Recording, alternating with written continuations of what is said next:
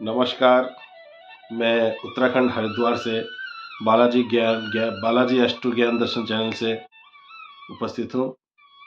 आज भी एक छोटा-सा टॉपिक लेकर आया हूँ कि कइयों ने बोला कि गृह क्लेश होता है, गृह कलेश जिसे कहते हैं। घर में लड़ाई झगड़े, आपस में रिलेशन ख़राब हो गया है ऐसे, भाइयों में नहीं बन रहा है, भाई-बहनों में नहीं बनता है, पिताजी बच्चों में, माँ बच्चों में या माँ-बाप से बच्चों का नहीं बनता है और घर में हमेशा लड़ाई का वातावरण बना रहता है, झगड़ा का वातावरण बना रहता है। तो इसको ठीक करने के लिए बहुत सारे रेमेडीज़ हैं, लेकिन मैं एक अच्छा सा रेमेडीज़ दूँगा। उसको जैसे ही आप लोग प्रयोग करेंगे, धीरे-धीरे देखेंगे कि घर में सुख, शांति, समृद्धि सब उपस्थित है।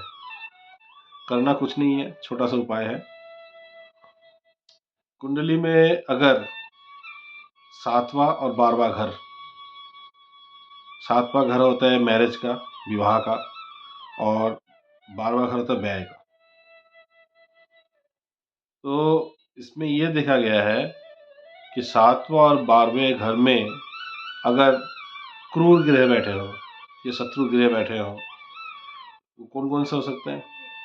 शनि, राहु और केतु। इन दोनों घरों में अगर ये विराजमान है, क्रूर ग्रह की दृष्टि भी है, तो अक्सर देखा गया है कि हस्बैंड और वाइफ के रिलेशन में तो टकराव होता ही होता है। कई घरों में देखा गया। घर का रिलेशन ठीक नहीं रहता है, आपस में लड़ाई झगड़ा डेली बना रहता है और यहाँ तक कि तलाक तक की नौबत आ जाती है। तलाक लेते नहीं है, तलाक होता नहीं है ऐसा कि, लेकिन चिढ़-चिढ़ के, घुट-घुट के जीवन काटते हैं। एक-दूसरे को बर्दाश्त नहीं कर पाते, लेकिन रहना तब भी एक साथ है। इसमें कोर्ट कचहरी नहीं होता, लेकिन ये भी बंधु जीवन नहीं होता।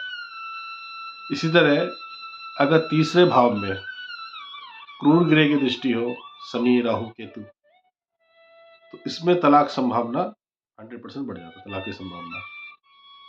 तो ऐसी स्थिति ना हो, घर में सुख समृद्धि हो, लड़ाई झगड़ा ना हो, आपस में परिवार के सदस्यों में रिलेशन ठीक रहें, प्रेम पूर्वक रिलेशन रहे और एक दूसरे का सम्मान करें।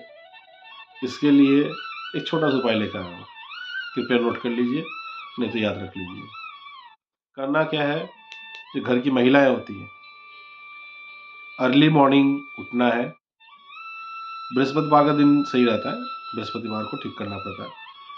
तो बृहस्पतिवार के दिन उनको सवेरे उठकर पीपल जी के संपर्क में जाना है, पीपल पेड़ के पास, वहाँ जाके जल डालना है। सिंपल जल घर से ले जाइए, लोटे में करके और पीपल जी को चढ़ाइए। सुबह-सुबह का वक़्त होना चाहिए और विष्णु जी का नाम याद करते रहिए। अपनी प्रार्थना विष्णु जी को बोलिए और जो भी संकल्प है आप बोलना चाहते हैं या घर में कोई समस्या है, इसको जैसे आप बच्चों के सामने बोलते हैं, बड़ों के सामने बोलते हैं, ऐसे एज़ इट इज़ बोल दीजिए पेड़ को। लेकिन उस टाइम वो पेड़ नहीं होता, देवता होते हैं। तो उनको इस विष्णु जी को शरण में रखकर विष्णु जी का मंत्र अगर नहीं भी आता है, ओम विष्णुवाय नमः, इसी तरह ओम नारायण नमः भी बोल सकते हैं। बोल के प्रार्थना रखिए और एक देखिएगा सुतली आता है, सूत, कच्चा सूत बोलते हैं, पीले रंग का। एक सफ़ेद रंग का भी, जो प्लम्बर पहले आपने देखा होगा, जो नल-नुल ठीक करते थे, उनकी वजह से धागा होता था, सुतली, वो सूत हो गया, कच्चा सूत। ऐसे ही एक पीला सूत भी होता है। पीला सूत लेके पीपल के पेड़ के 7 चक्कर में उसको 7 चक्कर घुमा दीजिए और फिर बाँध दीजिए। इसका मतलब आपका भी 7 चक्कर हो गया। ये इसलिए माना जाता है, 7 चक्करों का मतलब क्या है, जब विवाह होता है 7 फेरे लिए जाते हैं। तो ये आपके विवाह को बचाता है और नारायण जी स्वयं ही भगवान हैं, उनको साक्षी रख के ही विवाह होता है। और पीपल के पेड़ को काफ़ी लोग शनि मानते हैं, शनि का पेड़ है, शनि का पेड़ वास्तव में नहीं होता। पीपल का पेड़ जो होता है, ये भगवान बृहस्पति का होता है, गुरु का होता है। इसमें क्या है कि आप समझिए, जब आप घर में रिलेशन खराब हो, पति-पत्नी रिलेशन खराब हो, तो हम किसके पास जाएँ?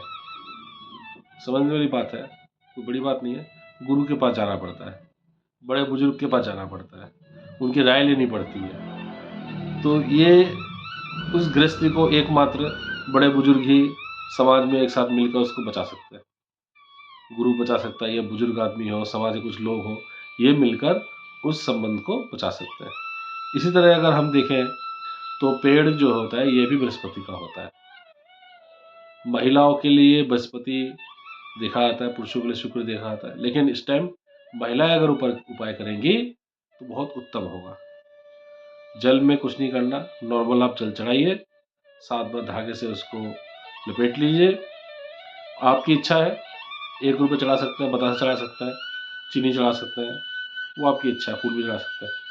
और 5 मिनट वहाँ पे बैठिए, क्योंकि कलयुग में सबसे ज़्यादा ऑक्सीजन देने वाला प्लांट अगर है तो ये आपका एकमात्र पीपल का वृक्ष है। तो पीपल के वृक्ष से जो भी ऑक्सीजन का आदान प्रदान आपके शरीर में होगा तो मन मस्तिष्क तक उसका असर होता है। आपके सातों चक्र जागृत होते हैं, बृहस्पति का आशीर्वाद मिलता है, भगवान श्री हरि का आशीर्वाद होता है। और पीपल वृक्ष एक चमत्कारी वृक्ष है, दिव्य वृक्ष है, उसकी जितनी पूजा करेंगे वो आपको फायदा ही देगा, नुकसान नहीं देगा। लेकिन बंधुओं, समय जानना पड़ता है पीपल को किस टाइम कौन सा पूजा करना चाहिए, मॉर्निंग में क्या होता है, दोपहर में क्या होता है, इवनिंग में क्या होता है, ये जानकर पूजा करें, उत्तम फल देता है। आप कम से कम 7 बृहस्पतिवार इस उपाय को करिए। नहीं कर पाते 2 बार कर लीजिए, 2 बृहस्पतिवार कर लीजिए, 3 बृहस्पतिवार, 7 तो कर ही लीजिए, कोई दिक्कत नहीं है। और उनको प्रार्थना करने के साथ घर के संकट विघ्न बाधा दूर करो, घर में हमारा प्रेम भाव रहे, एक दूसरे का कहना माने, संसार हमारा सुखमय हो, आपका आशीर्वाद से जीवन का हर काम हमारा बने, हम जीवन में आगे बढ़े। प्रभु आपसे यही चाहिए, सुख शांति समृद्धि सबसे बड़ी बात है। अगर जिसने सुख मांग लिया, जीवन का सब कुछ मिल गया। तो इस तरह से आप पीपल जी को अपनी प्रार्थना बताइए, उनको बोलिए, जल चढ़ाइए, धागा बांधिए, पीला रंग का धागा। तो बृहस्पति जैसे ही स्ट्रांग होंगे, आपके गुरु जैसे ही जागृत होंगे, तो आपके जो घर में क्लेश है, लड़ाई झगड़ा है, धीरे धीरे शांत होना शुरू होगा। आप करके देखिए, इसमें 7वां घर कुंडली का, 12वां घर स्ट्रांग हो जाता है। ठीक है, 12वां घर जो है वैसे केतु उस घर के स्वामी माने जाते हैं, लेकिन है बृहस्पति का घर। तो बृहस्पति अपने घर में है और उसको आप वेलकम कर रहे हैं, बोल रहे हैं, प्रार्थना कर रहे हैं, तो वो घर मजबूत होता है।